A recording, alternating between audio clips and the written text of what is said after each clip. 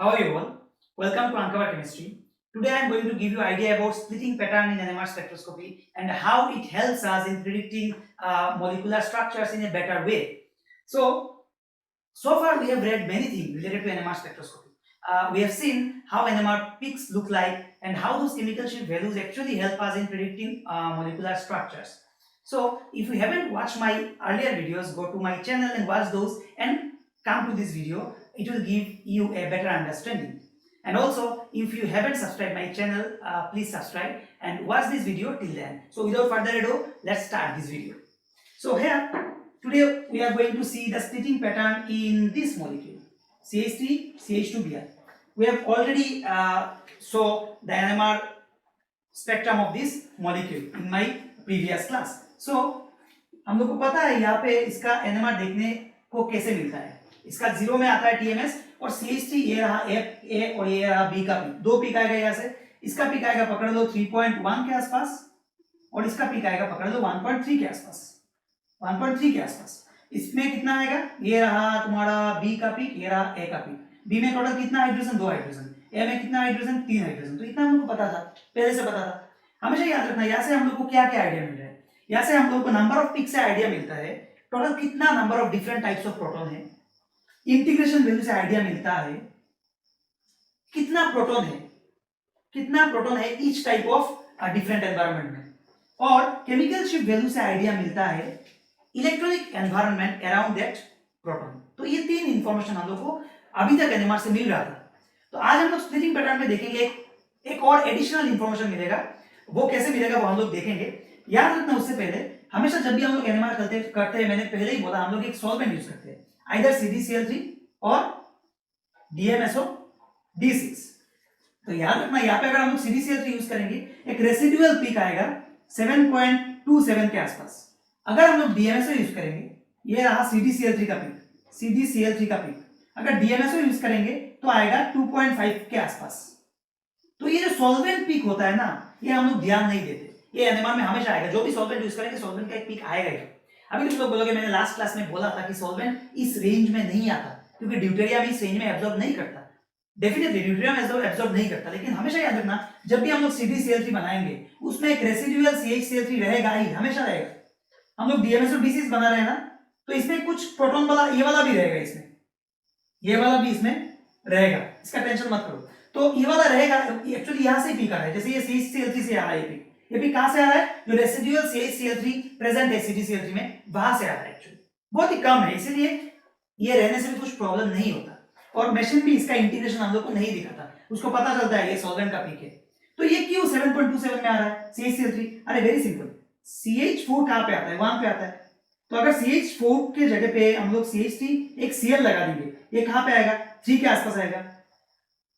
CH2Cl2 एक और एक हटाओ, एक Cl घुसाओ, 5 के आसपास आएगा. नियरली एक और हाइड्रोजन हटाओ, एक और क्लोरीन घुसाओ, तो ये आसपास 7 के आ जाएगा. क्योंकि जितना इलेक्ट्रोनेगेटिव ग्रुप लग रहा है, खींच रहा है ना, डीशिल्डेड हो रहा है, तो 7 के पास आ रहा है. तो CHCl3 इसीलिए 7.27 के पास आ जाता है. सिमिलरली DMSO 2.5 के पास आता है. तो ये याद रखना हमेशा. तो याद रखना हम लोग जितना इधर जाते हैं इसको हम लोग बोलते हैं डाउनफील्ड, जितना 0 की तरफ आते हैं इसको हम लोग बोलते हैं अपफील्ड. तो इसको थोड़ा ध्यान देना होगा. डीशिल्डेड means downfield and shielded means अपफील्ड.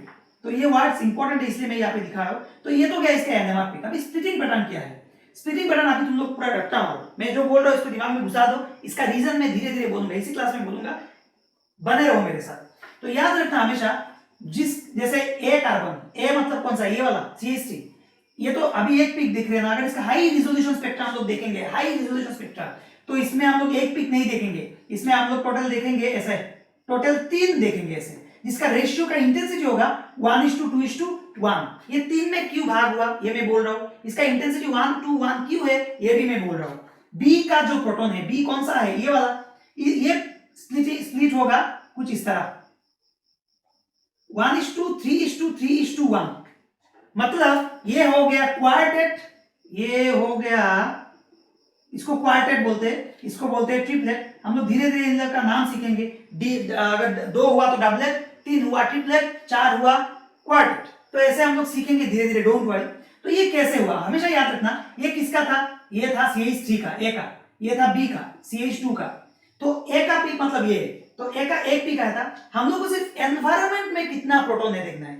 इसका एनवायरनमेंट में कौन है, ये है, इसका एनवायरनमेंट में टोटल कितना प्रोटॉन है, 2 प्रोटॉन है। तो जितना भी प्रोटॉन होगा n नंबर ऑफ प्रोटॉन के लिए हम लोग को n+1 NMR पिक्स मिलेगा। ये बात हमेशा याद रखना, n नंबर नेबर में n नंबर ऑफ प्रोटॉन अगर रहता है तो इसमें n+1 पिक मिलेगा। इसमें देखो अच्छे से, CH2 के नेबर में ये किसका है, ए का CH3 का नेबर में टोटल 2 प्रोटॉन है, तो n+1 करने से कितना आएगा, 3, तो ये 3 में स्प्लिट हुआ।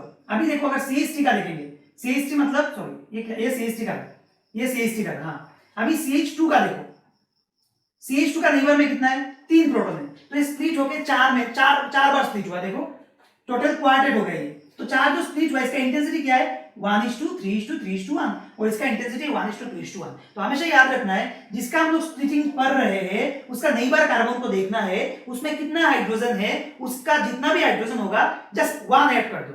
अगर n नंबर ऑफ हाइड्रोजन होता है पीक आएगा n+1।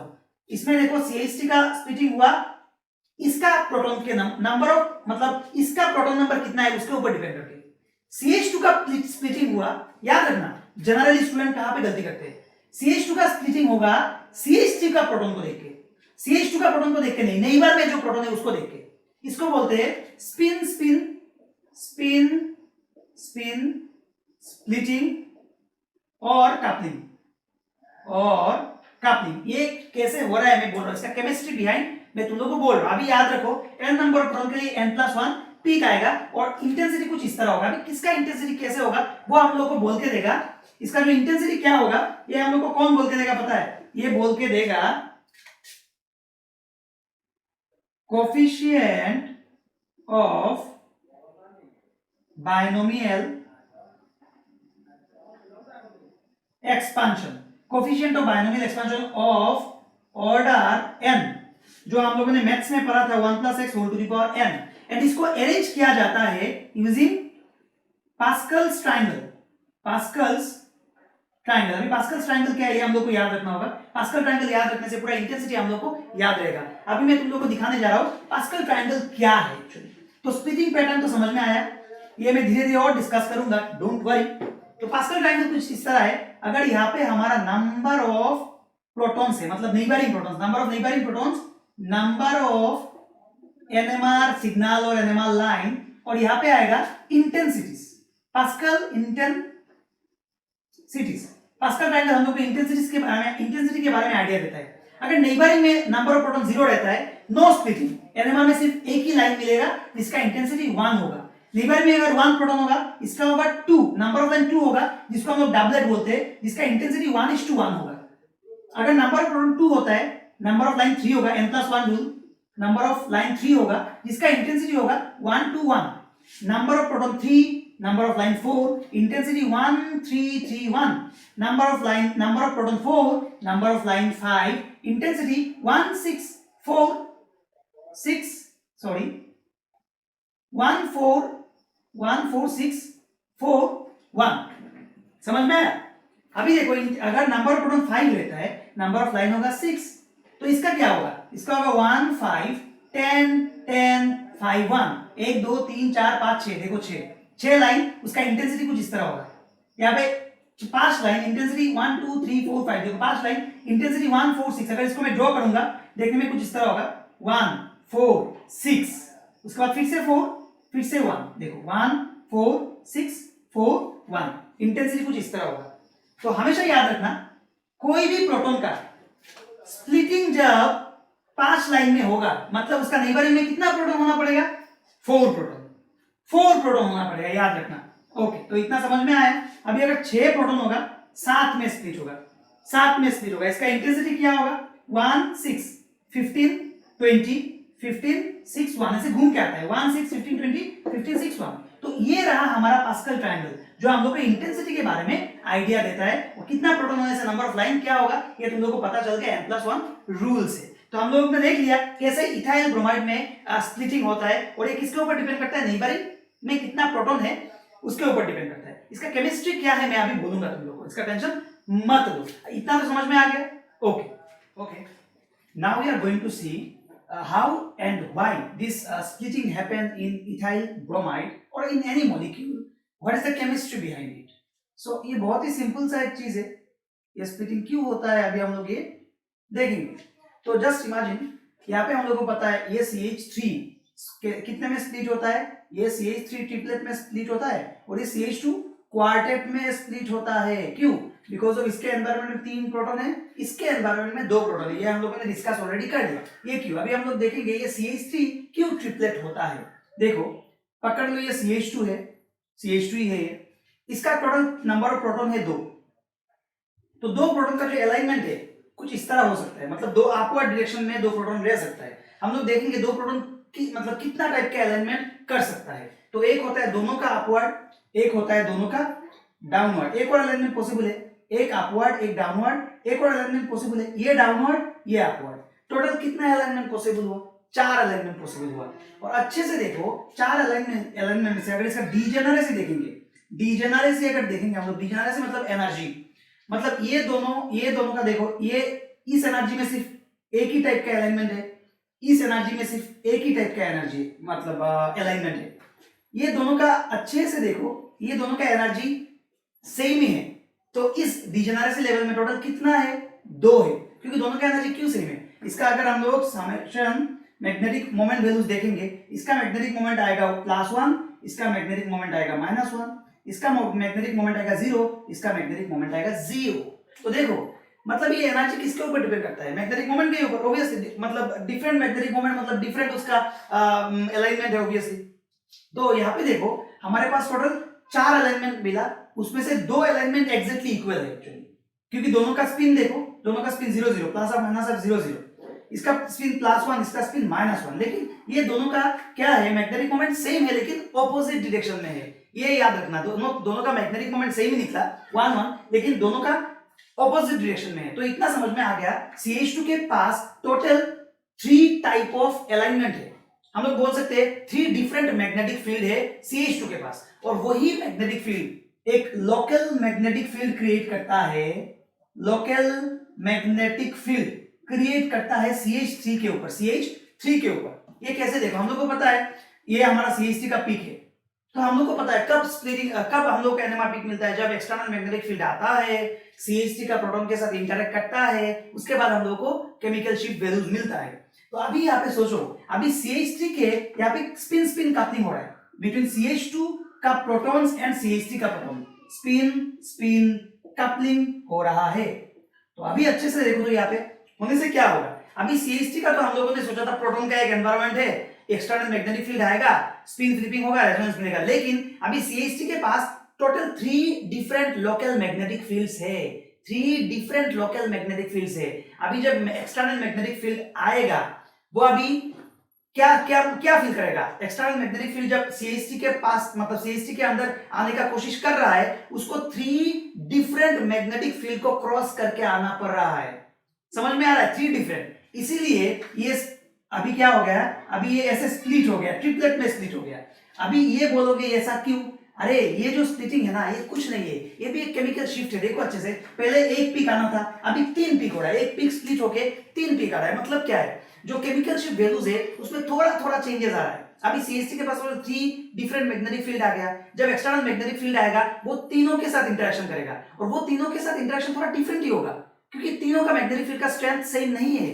तो इसीलिए उसका इंटेंसिटी देखो क्या है? 1 to 1 1 to 1. तो ये 1 देखो, 1 थोड़ा डीशिल्डेड है, इस तरफ आया. अगर ये 0 से स्टार्ट हुआ, TMS इधर आ रहा है, ये तो हम लोगों को पता है डीशिल्डेड है. ये 1 है, पकड़ लो ये वाला, तो इसका ठीक ऑपोजिट ये है ना, तो ये शील्डेड होगा. तो हम लोगों ने इसको इस तरफ रखा, और बीच में ठीक है 2 ये वाला.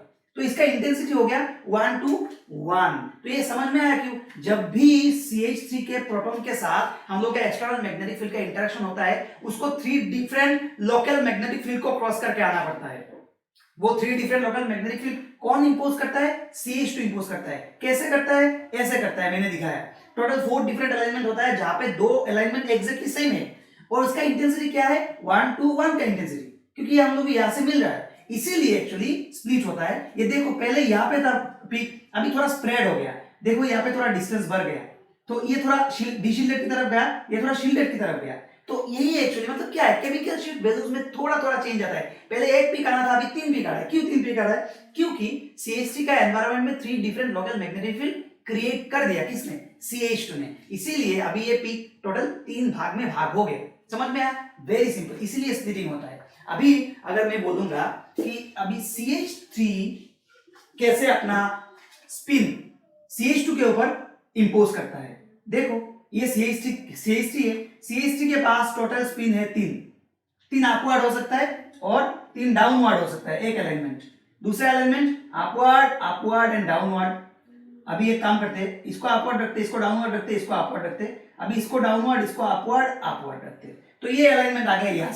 यहां से क्या क्या अलाइनमेंट आएगा? डाउनवर्ड डाउनवर्ड अपवर्ड, इसको डाउनवर्ड अपवर्ड एंड डाउनवर्ड, और इसको एक काम करो अपवर्ड डाउनवर्ड एंड डाउनवर्ड। तो यहां से हम लोग को कितने अलाइनमेंट मिला?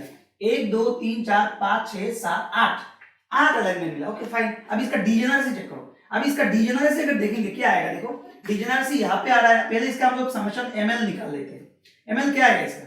ml आएगा प्लस 3/2। ओके समझ में आया। इसका आ गया प्लस हाफ। क्यों plus half? Plus half minus half, मतलब plus half, sorry plus half. ये आ गया प्लस हाफ, ये भी प्लस हाफ, ये आ गया माइनस हाफ, ये आ गया माइनस हाफ, ये आ गया माइनस हाफ, और ये आ गया -3/2। तो देखो अच्छे से, ये दोनों एकदम सेम है लेकिन ऑपोजिट है। मतलब यहाँ पे आ गया हमारा, यहां से हम लोग का जो डिजेनरेसी होगा वो होगा 1, यहाँ पे भी डिजेनरेसी 1 होगा, क्योंकि एक टाइप का अलाइनमेंट है यहाँ पे ये तीनों टाइप का अलाइनमेंट मिलके हम लोग का डिजेनरेसी दे रहा है। देखो ये तीनों का जो मैग्नेटिक मोमेंट है पूरा सेम है, ये तीनों का भी मैग्नेटिक मोमेंट पूरा सेम है। तो यहां से हम लोग को कितना लोकल मैग्नेटिक फील्ड मिल रहा है? देखो ये जो CH3 है ये अपना कितना type of magnetic field create कर रहा है? ये देखो 3 type of, total 4 type of magnetic field create कर रहा है, जो as a local magnetic field CH2 के ऊपर इंपोज होगा, क्योंकि वहां पे स्पिन स्पिन कपलिंग हो रहा है। CH2 का जो प्रोटॉन का मैग्नेटिक फील्ड है उसका मैग्नेटिक फील्ड के साथ ये 4 टाइप का मैग्नेटिक फील्ड इंटरेक्ट करेगा। अभी CH2 के आसपास टोटल 4 टाइप का मैग्नेटिक फील्ड है। अभी जब भी एक्सटर्नल मैग्नेटिक फील्ड आएगा ये चारों के साथ इंटरेक्शन करना पड़ेगा। तो अभी इसके साथ इंटरेक्शन करेगा तो मैग्नेटिक फील्ड का स्ट्रेंथ थोड़ा चेंज हो जाएगा, इसके साथ इंटरेक्शन करेगा मैग्नेटिक फील्ड का स्ट्रेंथ थोड़ा और चेंज होगा, इसके साथ इंटरेक्शन करेगा एक्सटर्नल मैग्नेटिक फील्ड का स्ट्रेंथ थोड़ा चेंज होगा, इसके साथ इंटरेक्शन करेगा जो एक्सटर्नल मैग्नेटिक फील्ड उसका भी थोड़ा चेंज होगा। हर एक चेंज थोड़ा थोड़ा डिफरेंट है। समझ में आ रहा है? तो यहाँ पे देखो ये दोनों का इंटेंसिटी 3 क्यों है? क्योंकि यहाँ पे 3 अलाइनमेंट्स है, इन दोनों का 1 है। इसीलिए ये जो CH3 CH2 के ऊपर total 4 different magnetic field impose करता है। इसीलिए पहले CH2 का पीक आता था ऐसे, उसके बाद ये क्या हो जाएगा, ये कुछ इस तरह हो जाएगा, स्प्लिट हो गया 1 3 3 1 स्प्लिट हो जाता है। क्यों हुआ? क्योंकि हम लोग को पता है। अभी अब पकड़ लो, ये +3/2 है, ये -3/2 है, दोनों का मैग्नीट्यूड सेम है। देखो 1 1 मैग्नीट्यूड सेम है लेकिन ऑपोजिट है। तो एक थोड़ा डिशिल्डेड की तरफ आया और एक पूरा शील्डेड की तरफ आया, क्योंकि ये अगर डिशिल्ड करेगा ये पूरा शील्ड करेगा, ये अगर डिशिल्ड करेगा ये शील्ड करेगा ही, क्योंकि दोनों का मैग्नेटिक मोमेंट सेम हो सकता है लेकिन ऑपोजिट है। तो एक अगर शील्डिंग कर रहा है दूसरा डिशिल्डिंग करेगा, इसमें कोई टेंशन नहीं है। और इन दोनों का तो इंटेंसिटी सेम है पूरा, देखो 3 और 3, इसमें भी सेम, एक अगर शील्ड करेगा दूसरा डिशिल्ड करेगा। ये हम लोग को इस प्लस एंड माइनस साइन हम लोग को बोल के दे रहा है, दोनों का मैग्नेटिक मोमेंट सेम हो सकता है लेकिन ऑपोजिट है। तो इस तरह हम लोग देखते हैं स्प्लिटिंग होता है। तो इतना समझ में आ गया। इस समरी में बोल सकता हूं CH3 total 4 different local magnetic field induce करता है, किसके ऊपर? CH2 के ऊपर। अब जब भी मैग्नेटिक फील्ड आएगा CH2 का प्रोटॉन को फ्लिप कराने के लिए, तो सिर्फ एक टाइप का मैग्नेटिक मोमेंट को क्रॉस करके नहीं आ रहा है, वहां पे टोटल 4 डिफरेंट मैग्नेटिक फील्ड्स है। तो उसको 4 डिफरेंट मैग्नेटिक फील्ड के साथ एक्सटर्नल मैग्नेटिक फील्ड का इंटरेक्शन भी थोड़ा थोड़ा डिफरेंट होगा। अगर थोड़ा थोड़ा डिफरेंट है तो प्रोटॉन तक जब पहुंचेगा तो वो एनर्जी भी डिफरेंट होगा। 4 डिफरेंट टाइप ऑफ फ्रीक्वेंसी जाके प्रोटॉन तक पहुंचेगा। अगर 4 डिफरेंट टाइप ऑफ फ्रीक्वेंसी जाके प्रोटॉन तक पहुंचता है तो वहां पे ऑब्वियसली केमिकल शिफ्ट वैल्यूज 1 नहीं आएगा, टोटल 4 आएगा। एक्चुअली 4 क्या, इतना स्मॉल गैप में होता है ना, हम लोग केमिकल शिफ्ट वैल्यू यहाँ पे एक ही पकड़ते हैं, लेकिन उसमें हम लोग स्प्लिटिंग पकड़ते हैं, बोलते हैं वहां पे स्प्लिट हो गया लाइन, और उस स्प्लिट को हम लोग हार्ज में मेजर करते हैं, उस स्प्लिट को हम लोग हार्ज में मेजर करते हैं, जिसका एक नाम भी है कपलिंग कांस्टेंट। मेरा लेटर क्लास में मैं इसको डिस्कस करने वाला हूं, व्हाट इज कपलिंग कांस्टेंट। समझ में आया?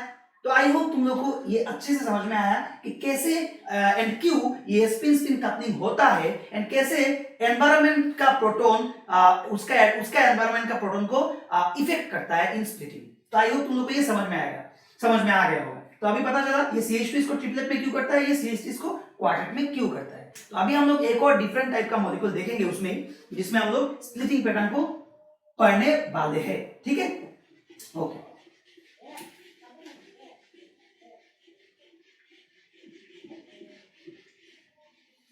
हम लोग देखेंगे इथेनॉल का स्प्लिटिंग पैटर्न क्या है। देखो CH3 CH2 एंड OH, इसमें क्या होगा देखो सिमिलरली हम लोग को पता है यहाँ पे CH3 कहां पे आएगा, CH3 पकड़ लो 1.5 के आसपास आएगा, क्योंकि आसपास ऑक्सीजन है, थोड़ा डिशिल्डेड होगा, थोड़ा डाउन फील्ड होगा जनरली। CH2 का 1 में आता था 1.5 में आएगा। CH2 का कहां पे आएगा, CH2 तो 3.9 के पास आएगा या फिर पकड़ लो 4 के आसपास आएगा, क्योंकि डायरेक्टली अटैच टू ऑक्सीजन। ये जो है ये अल्कोहल मैंने बोला था ये डिपेंड करता है कंसंट्रेशन के ऊपर। तो ये मैंने बोला था 0.5 से 5 के आसपास आता है, तो इसको मैं पकड़ लो 4 पॉइंट के आसपास रखता हूँ, 4.2 के आसपास रखता हूँ, ऐसे ही मैंने दिया, मेरे हिसाब से दिया। ये 19 होगा, किसी बुक में तुम लोगों को इसको बिलो 3 भी मिलेगा, किसी बुक में इसको तुम लोगों को 5 मिल सकता है, किसी बुक में मैंने जो लिखा वो मिल सकता है। तो टेंशन मत लो, क्योंकि ये बहुत ही नोटोरियस है, ये चेंज होता है, ये ड्यू टू कंसंट्रेशन इसका चेंज होता है। मैंने बोला था लास्ट क्लास में बिकॉज ऑफ हाइड्रोजन बॉन्डिंग। तो जो भी हो यहाँ पे ये 4.2 में आ गया। तो ये तो सिंगल लाइन है, low resolution spectra. High resolution spectra में क्या होगा हम लोग को पता है, हाई रिजोल्यूशन स्पेक्ट्रा में ये CH3 हो जाएगा ट्रिपलेट, जिसका रेशियो होगा 1:1। ये CH2 क्या होगा, ये CH2 हो जाएगा, देखो CH2 हो जाएगा क्वार्टेट, और ये मिथानॉल से अल्कोहल सिंगल लाइन। अभी तुम लोग बोलोगे अल्कोहल सिंगल लाइन क्यों, क्योंकि अल्कोहल के आसपास तो CH2 है। हाँ है, CH2 है। अभी पकड़ लो ये जो इथानॉल है, ये जो मैंने ड्रॉ किया, ये एसिडिक सॉल्यूशन में है। क्या सॉल्यूशन में है, एसिडिक सॉल्यूशन, एसिडिक इथानॉल। तो एसिडिक इथानॉल में क्या मिलेगा पता है हम लोग को, एक मिलेगा triplet for this CH3, quartet for this CH2 and singlet, इसको बोलते हैं सिंगलेट। ये है singlet, this is quartet and this is triplet. तो एसिडिक सॉल्यूशन में क्या होता है, splitting due to CH3 in CH2 observe करते हैं हम लोग, लेकिन स्प्लिटिंग ड्यू टू OH हम लोग को ऑब्जर्व करने को नहीं मिलता है। क्यों पता है, क्योंकि एसिडिक सॉल्यूशन में बहुत सारा H+ होता है। तो ये जो अल्कोहल है ये भी टू सम एक्सटेंट एसिडिक होता है। तो क्या होता है, ये जो अल्कोहल है अपना H+ को क्या करता है, छोड़ता रहता है। कहां पे, सॉल्यूशन में बहुत सारा H+ है ना, तो रिप्लेस होता है। ये अपना H+ सॉल्यूशन में छोड़ता है, सॉल्यूशन से एक H+ अपनी तरफ खींच लेता है। मतलब क्या होता है, वहां पे प्रोटॉन एक्सचेंज होता है between acid and alcohol, and वो प्रोटॉन एक्सचेंज इतना फास्ट होता है जो मशीन का ऑब्जर्वेबल टाइम होता है। मतलब मशीन को तो ऑब्जर्व करना पड़ेगा ना, कोई मतलब जो स्पिन कपलिंग हो रहा है, मतलब कपलिंग होने के बाद जो स्प्लिट हो रहा है उसका एक टाइम होता है ना, तो वो टाइम कौन ऑब्जर्व करता है, मशीन ही तो ऑब्जर्व करता है। मशीन ऑब्जर्व करके हम लोग को प्लॉट करके देता है। तो मशीन का ऑब्जर्वेबल टाइम से भी फास्ट है उसका एक्सचेंज, तो मशीन एक्चुअली इसको ऑब्जर्व नहीं कर पाता। मशीन बहुत एक्सचेंज बहुत फास्ट हो जाता है, तो मशीन ये जो प्रोटॉन इसके साथ कपलिंग कर रहा है इसको पकड़ नहीं पाता। एक्चुअली कपलिंग कर रहा है लेकिन मशीन पकड़ नहीं पाता, क्योंकि इसका प्रोटॉन एक्सचेंज बहुत फास्ट होता है। तो यहाँ पे मशीन देखता है कोई प्रोटॉन है ही नहीं, इसलिए इसका कोई स्प्लिटिंग नहीं दिखाता। Very simple. कहां पे, जहां पे एसिडिक सॉल्यूशन है। लेकिन अगर यहाँ पे एसिडिक सॉल्यूशन नहीं होता, पकड़ लो ये एसिडिक सॉल्यूशन नहीं है, ये एक न्यूट्रल सॉल्यूशन है, तब क्या होता, तब ये जो डायग्राम है ये चेंज हो जाता। ये चेंज होके कैसे होता पता है, ये चेंज होके ये ट्रिपलेट ही रहता। CH3 ये किसका है, CH3 का, बिकॉज ऑफ CH2 ये ट्रिपलेट हुआ, कपलिंग विद CH2 ये ट्रिपलेट हुआ। CH2 याद करो, CH2 पहले कपल करेगा CH3 के साथ, करेगा CH3 के साथ, करके क्या हुआ, क्वार्टेट हुआ CH3 के साथ। उसके बाद ये फिर से कपल करेगा किसके साथ, OH के साथ। एक साथ कपल नहीं करेगा, तुम लोग इसको ऐसे नहीं कर सकते, यहाँ पे 3 यहाँ पे 1, मतलब 4 प्रोटॉन, 4 + 1 इसको 5, मतलब इसको क्विंटेट नहीं कर सकते, क्योंकि दोनों का जो स्ट्रेंथ है ना, दोनों का स्ट्रेंथ डिफरेंट है टोटल। तो इसको डिफरेंटली हम लोग को कपल करना पड़ेगा। पहले CH3 कपल करता है, उसके बाद OH कपल करता है। ये किसके ऊपर डिपेंड करता है, ये कपलिंग कांस्टेंट का वैल्यू के ऊपर डिपेंड करता है। In my later class we will see how these values actually help us in predicting which will couple faster than another. ओके, तो ये हम लोग देखेंगे कौन पहले करेगा, वो हम लोग देखेंगे। तो यहाँ पे देखो, पहले CH3 कपल किया, क्वार्टेट हुआ, उसके बाद यही क्वार्टेट OH के साथ कपल करेगा। OH में कितना प्रोटॉन है, 1 प्रोटॉन है। 1 मतलब 1 + 1 2, मतलब each line again will be split into doublet. Each line, हर एक लाइन यहां पे स्प्लिट होगा इन डबलेट, कुछ इस तरह। पहले तो 1 3 3 1 में हुआ, उसके बाद 1:1 1:1 1:1 1:1 में होगा, मतलब टोटल 1 2 3 4 5 6 7 8 8 लाइन्स है। यहाँ पे अच्छे से देखो, टोटल 8 लाइन्स हो गया। क्यों? बिकॉज ये क्वार्टेट अभी क्वार्टेट नहीं है, क्योंकि अभी ये एसिडिक इथानॉल नहीं है। अभी पहले ये CH2 को ये CH3 कपल किया, उसके बाद ये OH भी कपल किया। ठीक है, पहले CH3 कपल किया बोल के क्वार्टेट, और उसके बाद OH ने कपल किया बोल के ईच क्वार्टेट, मतलब each line in quartet again split into doublet. Very simple. इसका अगर उल्टा करते तुम लोग तो क्या आता देखो, यहां पे इसको हम लोग बोलेंगे, क्या बोलेंगे इसको, doublet of quartet, DQ, doublet of quartet. अगर उल्टा करते, अगर तुम लोग बोलते नहीं हम लोग पहले इसको OH के साथ स्प्लिट करेंगे, तो इसको तो ये CH2 का पीक यहाँ पे है, अगर OH इसको पहले कपल करता तो कितना पीक आता, OH में एक प्रोटॉन है तो डबलेट आता, क्योंकि एक प्रोटॉन है ना, डबलेट आता। उसके बाद अगर CH3 कपल करता तो क्या आता, उसके बाद अगर CH3 कपल करता तो कुछ इस तरह आता। पहले डबलेट था, OH ने कपल किया, अभी इसी लाइन को CH3 कपल कर रहा है, मतलब CH3 कपल कर रहा है, मतलब 3 + 1, मतलब each line split into 4 lines. ये लाइन को 4 लाइन में स्प्लिट करो, और 4 लाइन में स्प्लिट करने से इंटेंसिटी हम लोग को पता है, 4 लाइन में स्प्लिट होने से इंटेंसिटी कुछ इस तरह होता है। तो each line will be splitted into 4 lines. तो इसको पहले 4 लाइन में करो, 1 2 3 4, ये गया एक, इसको फिर से 4 लाइन, 1 2 3 4। यहाँ पे भी देखो 8 लाइन आया, यहाँ पे भी 8 लाइन आया, यहाँ पे भी 8 लाइन आया, लेकिन ये है डबलेट ऑफ क्वार्टेट, लेकिन ये हो गया क्वार्टेट ऑफ डबलेट।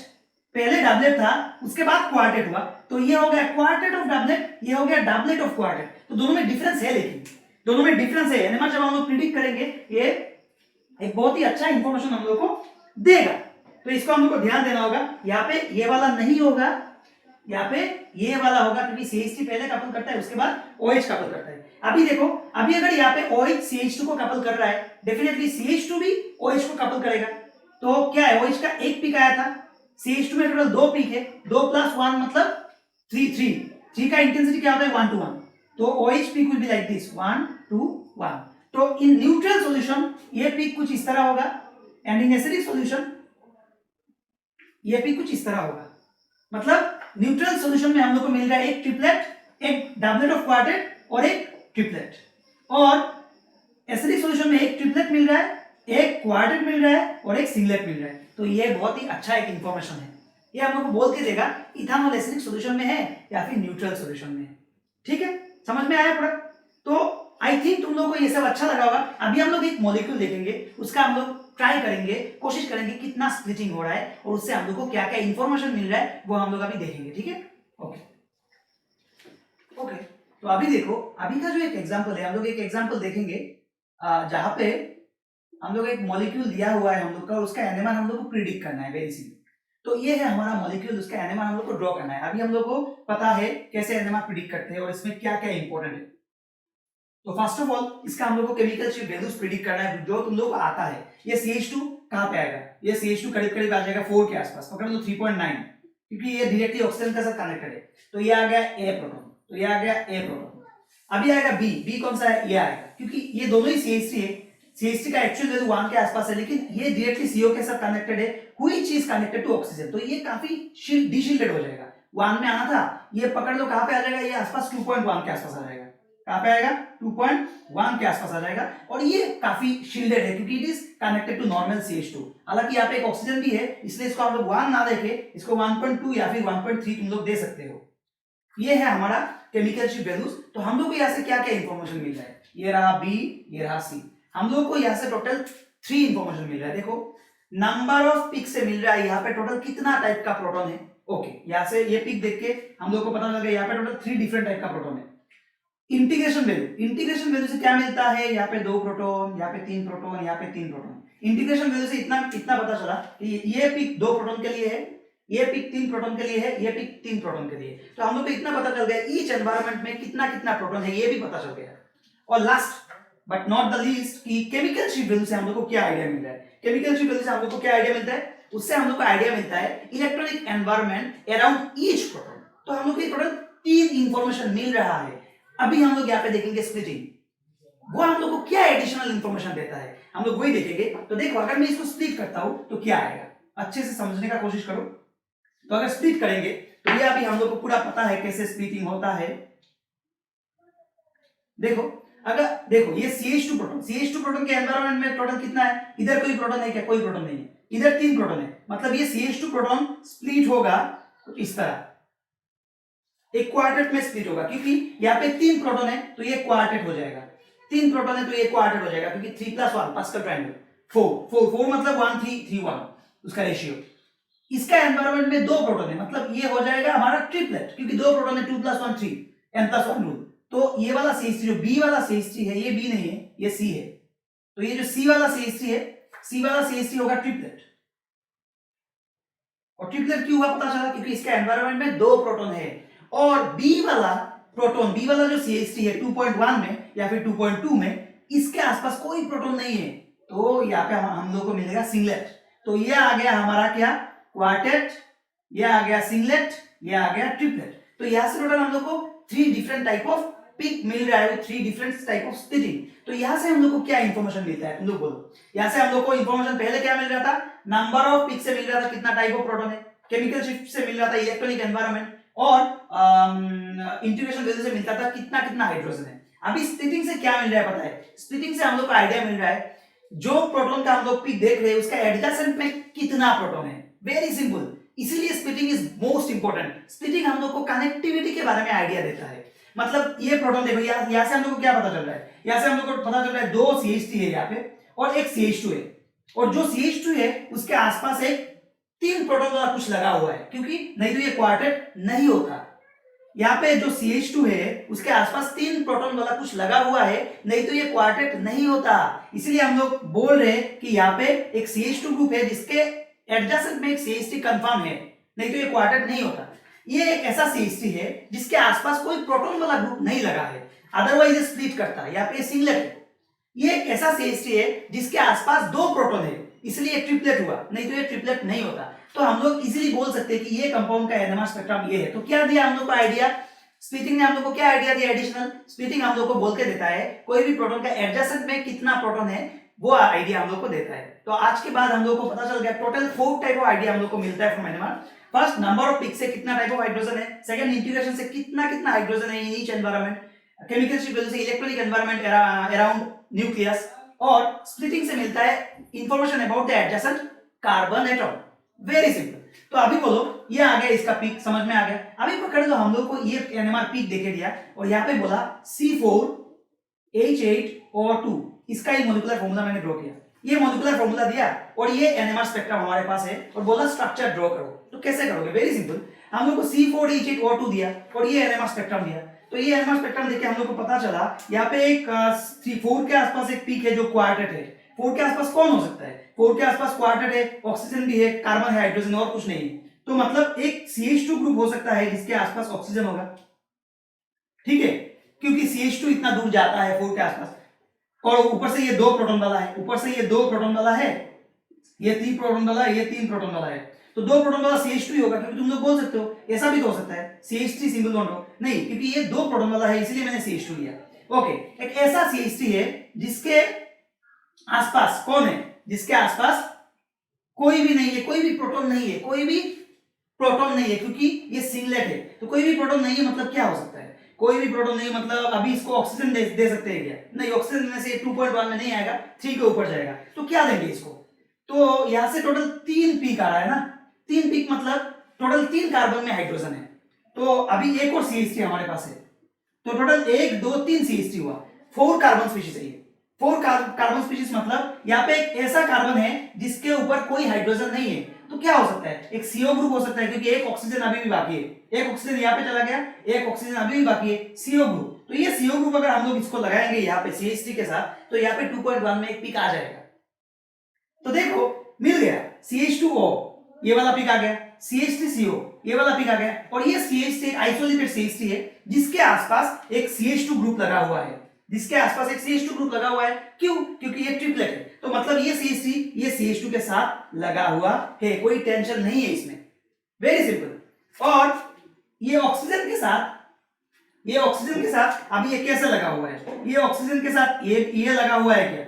ये तो पॉसिबल नहीं होगा, तो डेफिनेटली ये अगर पॉसिबल नहीं होता है, यहाँ पे क्या होगा, ऑक्सीजन CO एंड CH3, तो ये हो गया इसका structure from this NMR spectrum, very simple. देखो ये मिल गया, देखो CH3 CH2O CO CH3, CH3 CH2O CO CH3। तो हम लोग कैसे molecular formula and structure NMR spectrum को देख के स्ट्रक्चर निकालते हैं, ये मैंने एक टेक्निक तुम लोग को दिखाया, हम लोग फ्यूचर में और एग्जांपल्स से स्टडी करेंगे, that will help you in solving NMR spectroscopy. Okay, तो अभी देखो इसका तो हो गया, और इसका रेशियो हम लोग को पता है 1 3 3 1, और इसका 1 और इसका 1 2 2 1। इसका रेशियो हम लोग बायनोमियल एक्सपेंशन से भी, कोएफिशिएंट ऑफ बायनोमियल एक्सपेंशन से भी निकाल सकते हैं। कैसे? देखो, जैसे ये क्वार्टेट क्यू हुआ, क्योंकि इसका क्वार्टेट क्यू हुआ क्योंकि उसका आसपास 3 है, तो उसका क्या होगा 1 + x whole to the power n, n मतलब 3, ये हम लोगों ने पहले फॉर्मूला देखा था। तो इसका अगर हम लोग निकालेंगे 1 + 3x + 3x² + x³ ये फॉर्मूला है, तो देखो यहां से निकल रहा है 1 3 3 1, इसी को पास्कल ट्रायंगल में बिठाया गया एक्चुअली, तो यहाँ पे 1 3 3 1 आ गया। इसका अगर ट्रिपलेट हुआ, ट्रिपलेट किसका हुआ, इसका हुआ ट्रिपलेट ना, इसका हुआ ट्रिपलेट CH3 का, इसका ट्रिपलेट मतलब इसका सराउंडिंग में टोटल 2 प्रोटॉन है, तो 1 + x होल स्क्वायर, ठीक है, 2 के ऑर्डर में है ये, तो 1 + 2x + x², तो 1 2 1 हो गया ना, रेशियो 1 to 1। तो इसी तरह एक्चुअली हम लोग बोले थे कि by using coefficient of binomial expansion ये पास्कल ट्रायंगल रेडी किया गया, और यहां से हम लोग को देखने को मिल रहा है कैसे रेशियो 1 3 3 1 एंड 1 2 1 हुआ है यहाँ पे, समझ में आया? तो यही एक्चुअली स्प्लिटिंग पैटर्न है, यही इंफॉर्मेशन एक्चुअली हम लोग को देता है इन splitting pattern in NMR spectroscopy. ये बहुत ही अच्छा एक इंफॉर्मेशन हम लोग को देता है, ये बहुत इजी कर देता है हम लोग का काम को, कैसे हम लोग, जैसे मैंने दिखाया किसके साथ कौन कनेक्टेड है ये हम लोग को बोल के दे देता है, इसीलिए it is of so much of importance, समझ में आया? तो आई होप तुम लोग को ये सब क्लास अच्छा लगा होगा, तुम लोगों ने पूरा समझा होगा ये क्लास को। अगर समझा है तो let me know in the comment section, and इस वीडियो को ज्यादा से ज्यादा लोगों के साथ शेयर करो, अपने फ्रेंड्स लोगों के साथ शेयर करो अगर अच्छा लगा है तो, ठीक है? तो आज के लिए बस इतना ही, मिलते हैं नेक्स्ट वीडियो में, थैंक यू।